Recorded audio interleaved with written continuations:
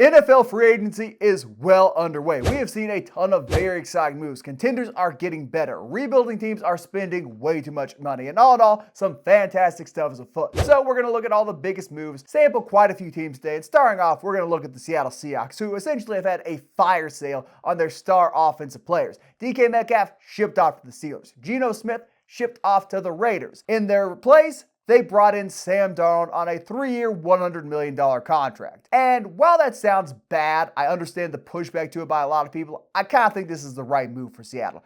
They were not going to win anything with Geno Smith and with DK Metcalf. They did not want to pay Geno Smith $45 million over the next 2 years and DK Metcalf the contract he just got from the Steelers. It wasn't going to work out with their current core. They need to rebuild their offensive line. They need to reevaluate how they do things. They need to say, okay, we play in the northernmost city, which rains all the time. Maybe we should run the ball a little bit more. They're two great running backs instead of trying to throw the ball around the yard with 3-star receivers. I think that's the direction they realize they have to move in. Bringing in Darnold does not really help with that, but he is only getting $50 million guaranteed. It's not that big a deal for them if they move off him after 1 year. They say, okay, it didn't quite work out. And if he capitalizes on his talent and is more physically gifted than Geno Smith, he can really hit those deep balls to JSN, contributes with his legs in the way Geno Smith just can't. It's a pretty good contract. You're paying a good quarterback $30 million. Are the Seahawks going to be worse in 2025 than they were in 2024? Yes. I kind of think that was always going to be the case. What they need to do is draft offensive linemen, build in the trenches, except this year's going to be a rebuild. If things work out, you got Sam Darnold, 2 good running backs, JSN, you move forward with that. If things don't work out, you are picking in a very good spot in a much better quarterback class in 2026 than was available to them this year. So they get worse, but I kind of get why the Seahawks are doing it. I don't think they're bad moves. I feel the exact opposite because I don't think the fits really make that much sense. I don't like anything the Seahawks have done this offseason. First of all, I think Sam Darnold is not as good of a quarterback as Geno Smith. I think Geno Smith is a better processor, a better thrower of the football, especially on intermediate routes. Maybe Sam Darnold is more athletic at this point in his career and throws a better deep ball, but the fit with the Seahawks and the decisions they have made have just not made sense to me. What made Sam Darnold so good last year on the Vikings that led him to have a top 10 quarterback season from a statistical perspective? He had the best receiver in the NFL catching passes for him. He had a great wide receiver too in Jordan Addison going deep catching some 50, 60-yard passes. And when TJ Hockenson was finally healthy, he had an elite tight end catching passes for him. What did we see happen towards the end of the season where he unraveled a little bit? His deficiencies in the short intermediate game became very apparent.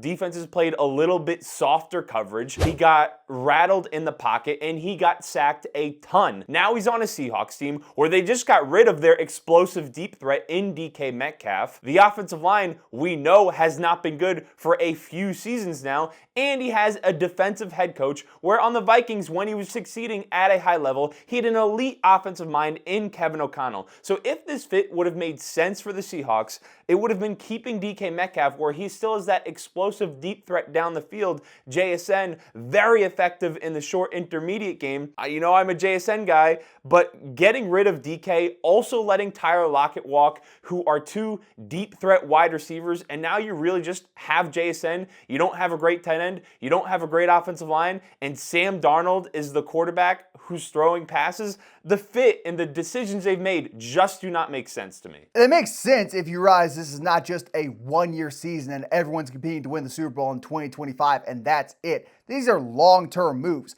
DK Metcalf is making very close to Justin Jefferson money. That is a drastic overpay. The Seahawks were never going to give him that contract because he's just not that good of a player. Geno Smith, we don't know what his contract's going to look like in Oakland or in Vegas. He may be getting $50 million a year. That would have been a drastic overpay too. These are moves long-term, so you're not saddled with bad contracts, so you can get young players, so you can get offensive linemen at positions of need, and you can build towards the future. The Seahawks do not have a clear direction right now, but paying the old guard to run it back again, putting yourself in a position where you were not going to get better in the trenches, where Geno Smith was still going to be running for his life every play, accomplishes nothing.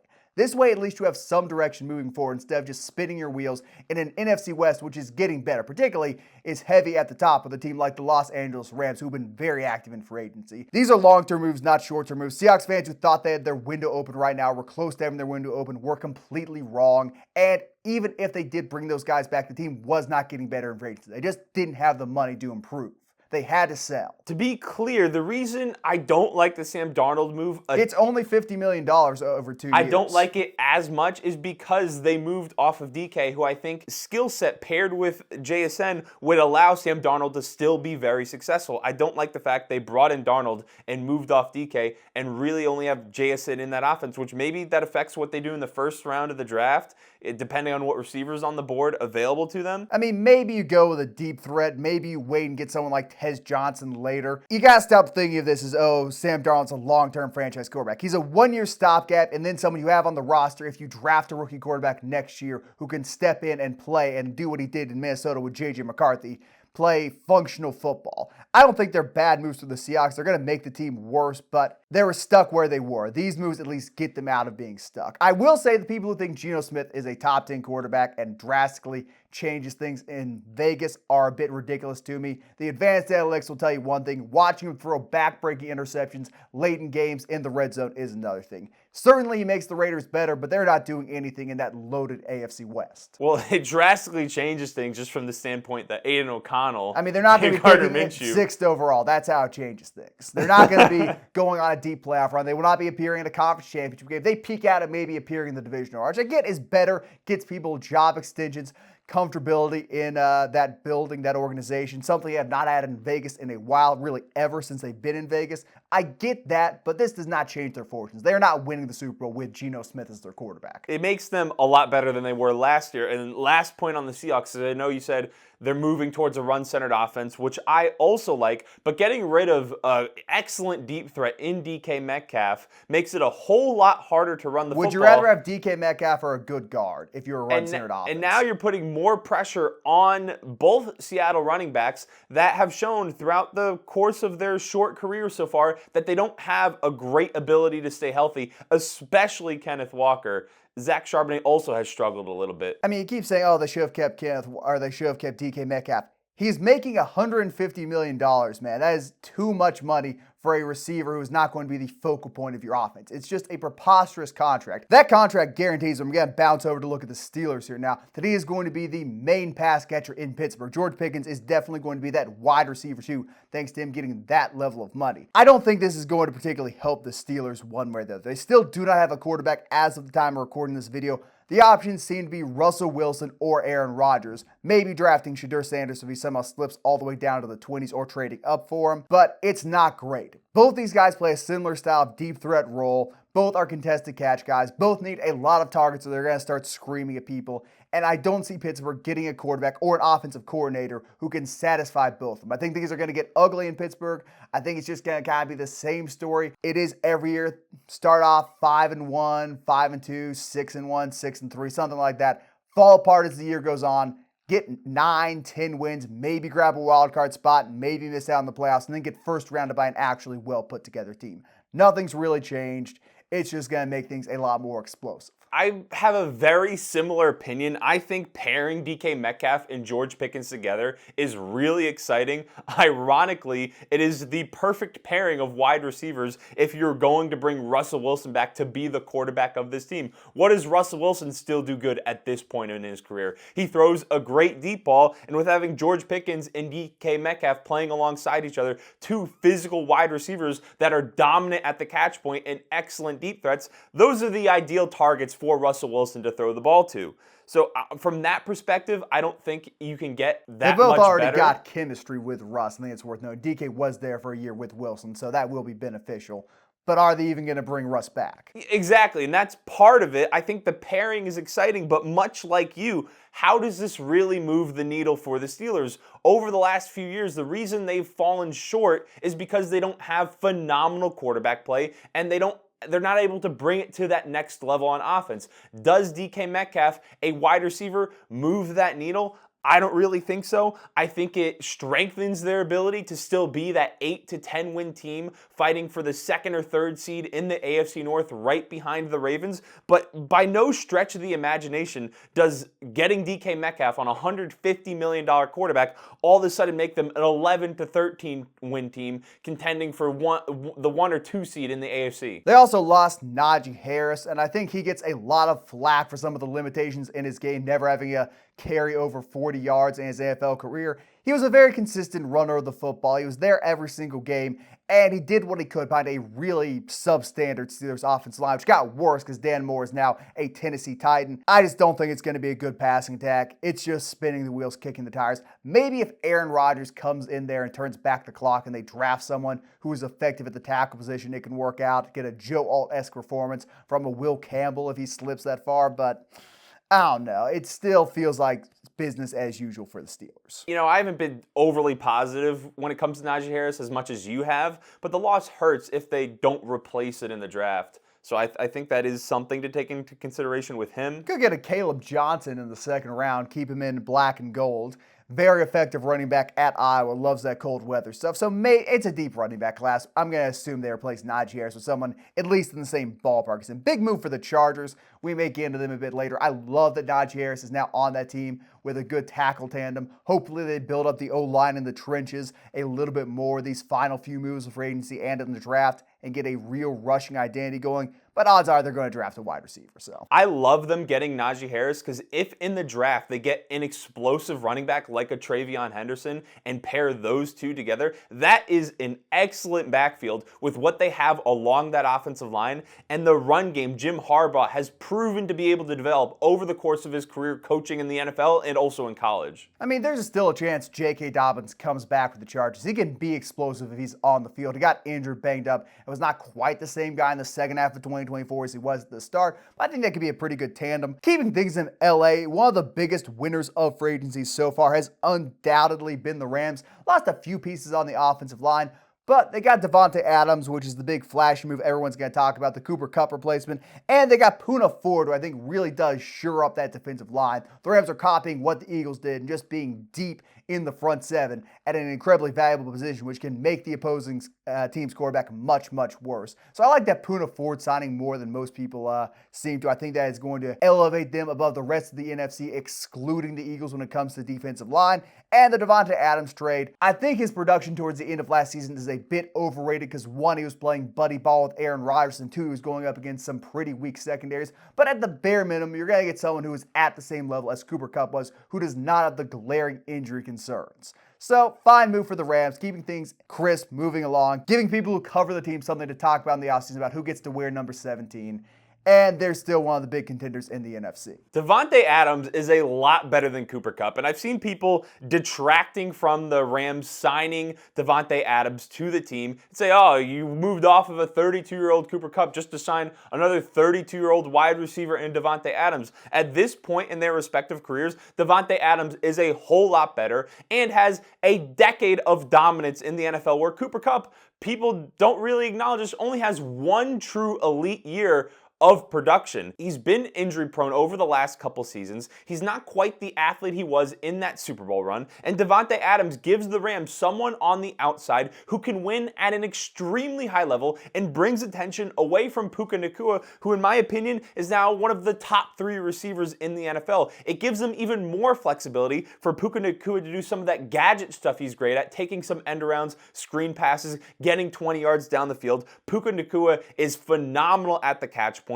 He's able to run the entire route tree. So now having an extremely smart veteran quarterback in Stafford, having 2 receivers that can run any route you ask of them and are incredibly intelligent receivers, brings this Rams offense to just another level next season. So if they're able to continue to add some pieces to that offensive line, maybe they get another tight end in there, their defensive line ages and develops from what it was last season, they get another corner. The Rams are one of my early favorites to be a Super Bowl contender in the NFC. Davante is not that much better than Cooper Kupp. At the bare minimum, I think the synergy Kupp has with Stafford gives him some points which Davante just does not have at this point in his career. His statistical production, again, pumped up by Aaron Rodgers in the second half of 2024. I think he's an upgrade, but he is going to be 33 by the time next season wraps up. He's on the older side. And that gets back to my issue with the Rams. We're going to talk about more as the offseason goes on.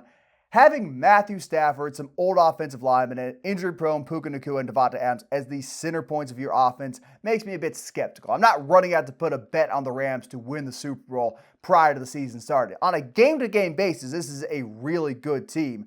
but it feels like a team which can break down a lot easier than, say, the Eagles or the Lions. I know the Lions got devastated by injuries in 2024. I don't know how likely that is to happen again. I'm questioning if this team's going to make it all the way through the year, particularly if they don't bolster that offensive line without one or two of those guys going down. And when they do, I mean, they're cooked. Well, my counterpoint to that is just look at the injuries the Rams sustained at the beginning of the season. Look at how they were able to persevere through Puka Nacua missing the first few weeks of the year. They turned things around. They started 1-4, and then once those guys came back, they were good. Yeah, but if they're not on the field for the playoffs, they're in trouble. That goes for any team. Yeah, but not every team is relying on 33 and 35-year-olds to stay healthy for long periods of time. There's a higher risk here, much like there'd be a higher risk for any team which brings in Aaron Rodgers to come be the quarterback for them. I would not be confident this team is going to make noise in the playoffs. Assuming, of course, they have the injuries I'm predicting. Hopefully, everyone's healthy. We sing Kumbaya. They beat the Eagles, yada, yada, yada. I think we can say that every single year for a lot of teams. I do agree there's a higher risk when you're paying older players. I think we also saw that with a team in their division last year in the 49ers. So with the Rams, if they get injured, of course, they're not as deep and as youthful as a Lions or Eagles team. But I think a healthy version of this Rams team, which we saw when they got into the playoffs last year, they competed and were the closest team to beating the Eagles. So a healthy version of this team, adding Davante Adams to the mix, who I'm going to disagree, I think is a lot better than Cooper Kupp at this point in their respective careers, is a serious threat. A lot better contract value, I will say that. Looking briefly at the 49ers for a second, they have got to be happy with how this free agency cycle has gone. Obviously, they lost pieces on the offensive line, lost Travarius Ward. The reason they're happy is because Sam Darnold, an incredibly comparable quarterback to Brock Purdy, signed a $30-some million contract a year in the same division. That gives them a lot more leverage when negotiating with Brock Purdy. He is not getting $55 million plus. He is probably going to be closer to that $40 million range. He's going to get a Baker Mayfield-esque contract as opposed to that, well, it's generational wealth regardless, but he's not getting a Jordan Love, a Trevor Lawrence, a Dak Prescott contract. He's not resetting the market. So even though they lost some pieces, they can't be too upset with how free agency has gone. I think he's going to get a lot more money than Darnold did. He's done a lot more over his career. He's yeah, been to an except NFC what have you Championship, done been to for a me Super Bowl. recently? What have you done for me recently? Teams It's hard to struggle with argue injuries. Brock Purdy was not much worse than Sam Darnold was in 2024. So he's going to get a little bit more, maybe $7-8 million more, but he's not going to get a $50 million contract. I think the 49ers will also be a lot more comfortable moving off him in favor of a Shadur Sanders, say, if he falls there to 12, who is a very Kyle Shanahan-esque player of just getting the ball around, finding people, needing a good offensive line in front of him to keep him on his feet. I think his contract's going to be closer to $50 million than it is to what Darnold got. Speaking of big contracts, let's look at the Cleveland Browns, who just gave Myles Garrett $40 million. He'll be on this team until 2031. He is a Brown for life. He is walking in the footsteps of Joe Thomas in terms of being an all-time great lifer for the Browns. And the reason this is a big deal is not because it hinders who the Browns can sign, yada, yada, yada. We really do not care about Cleveland. There's nothing they can do to be good next year. But it impacts a few other players. Jamar Chase is still going to want to be the highest paid non-quarterback in football. Micah Parsons is still going to want to be the highest paid non-quarterback in football. When their contracts come up and they're getting real close, do you think they hold out to man that $41 million Myles Garrett just got? Or do you think they take a little bit of a discount? I doubt either of those guys take a discount because the Bengals have failed to build around Jamar Chase to a certain extent, and the Cowboys have failed to build a defense around Micah Parsons. So why would he give them a hometown discount if you can maximize your value? Someone will throw $40 million at either of these two players yearly. Not a good move for the Bengals or the Cowboys. For the Browns, I think the contract is absurd.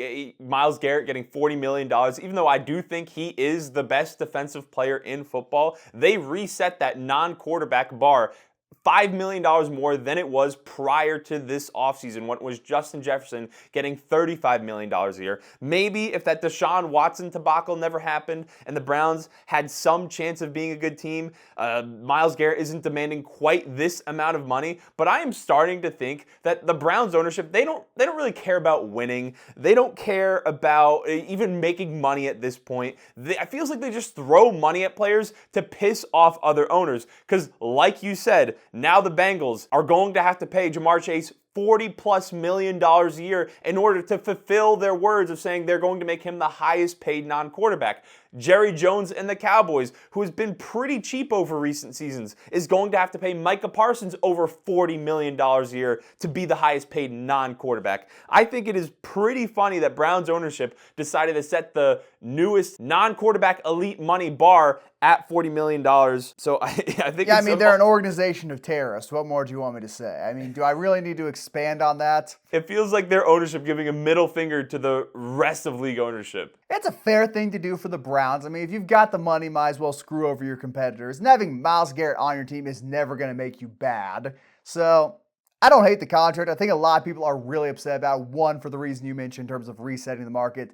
And two, because they would have liked to see Myles Garrett go to a team like the Packers, the Colts, the Commanders, be more relevant, be in the playoffs. And my response to that is he doesn't care. He's making generational wealth on top of generational wealth. If he invests right, he's going to be a billionaire by the time he kicks the bucket. Myles Garrett is more than happy to stay in Cleveland if they are going to throw this much money at him. Yeah, you don't care about team success when you're getting $40 million a year, and with I think 80-something million being guaranteed, 88 million, somewhere around there. He doesn't care about team success at that point. Now looking at the Minnesota Vikings. They started pretty slow in free agency. They lost a few pieces, but pretty good day two. Got Will Fries from the Indianapolis Colts. Got Ryan Kelly from the Indianapolis Colts to replace their guard and center debacle they were dealing with last season. Got Isaiah Rodgers from the Eagles, who was a pretty solid quarterback. Not quite their best player in the secondary, but still a plus starter. And for the Vikings, these are good moves. These are moves which address your biggest issue. Obviously, J.J. McCarthy is the quarterback going forward. They didn't re-sign Darnold. They didn't re-sign Daniel Jones. He's their guy. You watched that playoff game last year. You noticed by Darnold's many shortcomings, his inability to hit slants or screen passes, he was getting a lot of pressure from the inside when facing the Rams. That will not work with a rookie quarterback. The Vikings' interior offensive line has been a weakness of this team the past 3 years. Kwesi has decided, okay, no more. We are going to have solid blockers up front. We are going to spend money. We are going to drop some hefty chunks of change on quality plus guys. Will this make a difference for the Vikings? Hard to say. It's obviously going to come down to how well J.J. McCarthy plays as a rookie, but Minnesota is putting him in the best possible scenario to succeed. Pair that with re-signing Aaron Jones.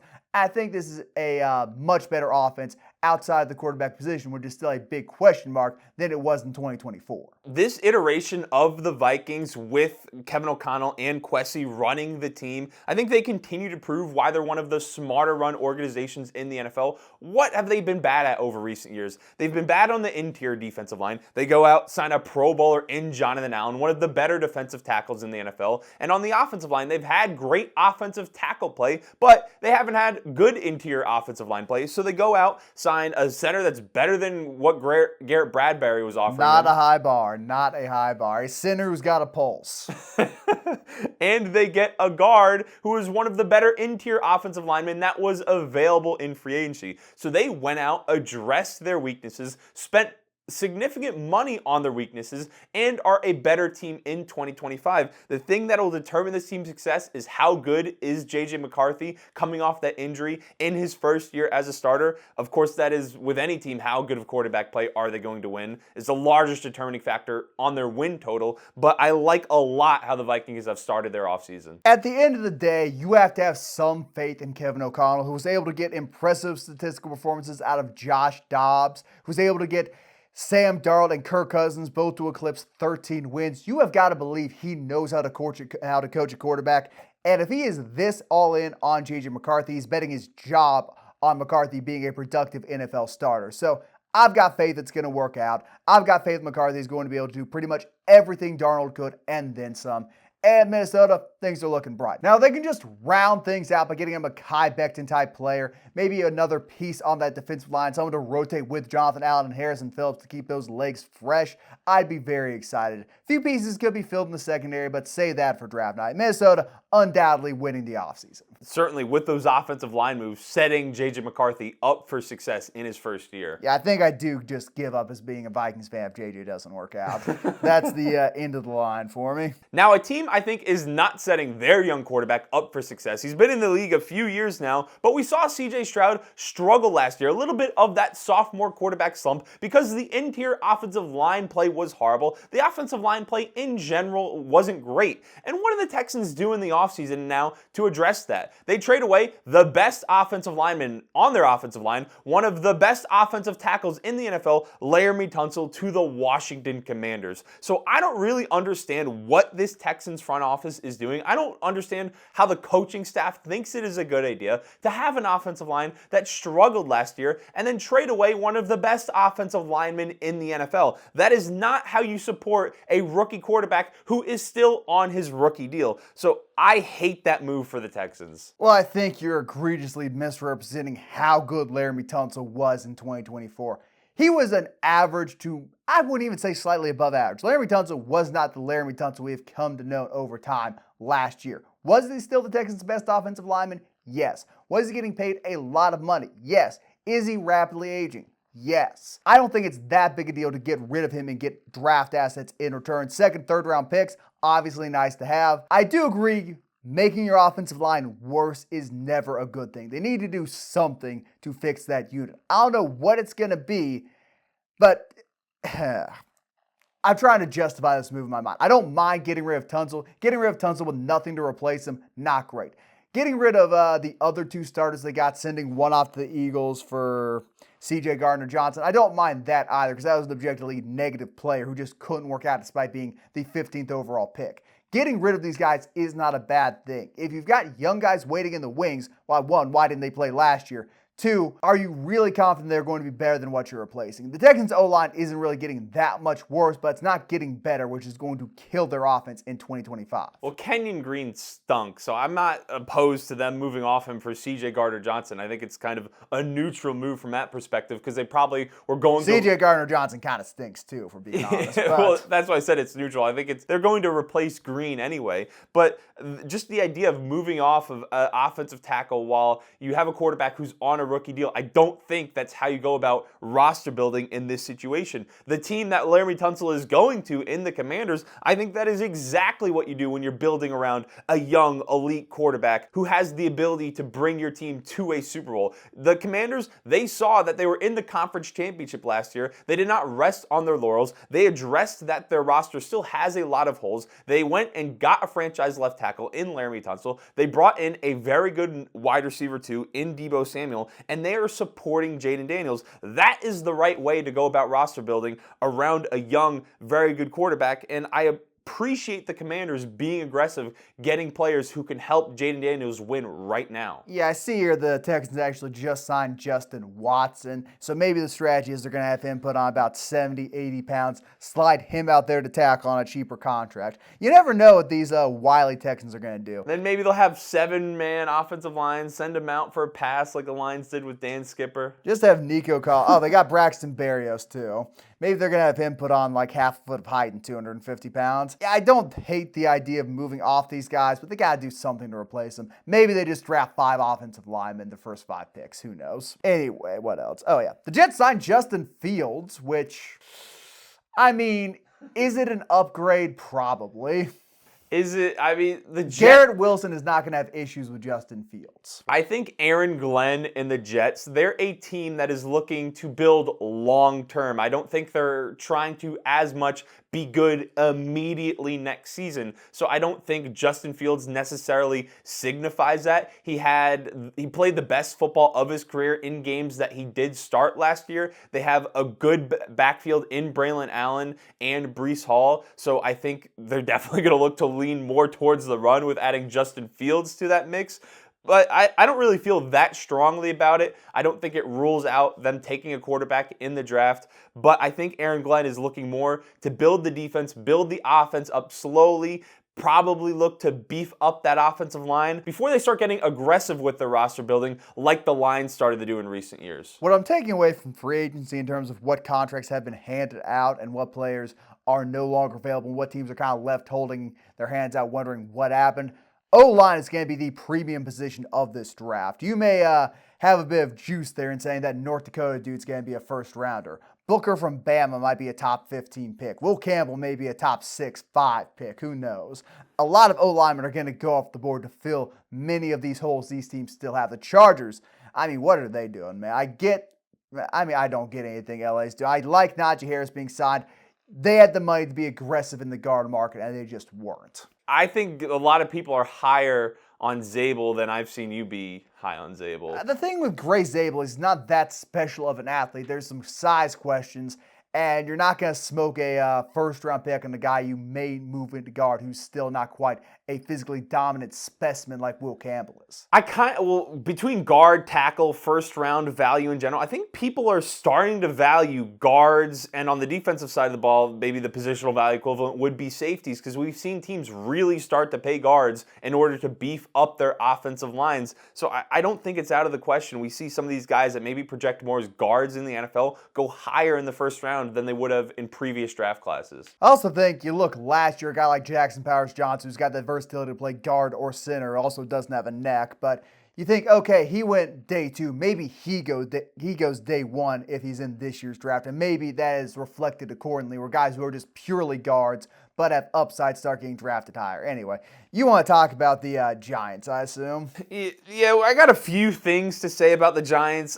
In a vacuum, are their free agency moves good in the fact that it makes their roster better than it was last year? Yes, of course. Devon Holland is a better free safety than what the Giants had last year. It is also not too bad of a contract when you look at the other highest paid safeties in the NFL and take into account that the salary cap has increased significantly. But it is funny when you look at that contract and see they could have kept one of their own guys in Xavier McKinney last year on less guaranteed money, who also had 7-8 interceptions and was one of the best players on that Packers defense. And then they also signed Adebo from the Saints, now one of the top 15 highest paid corners in the NFL, is not one of the 15 best corners in the NFL. Not one of the 30 best corners in the NFL. Does it make their secondary better? Yes. So from that standpoint, is it a good move? Sure. Darius Slayton getting a 3-year deal averaging $12 million a season.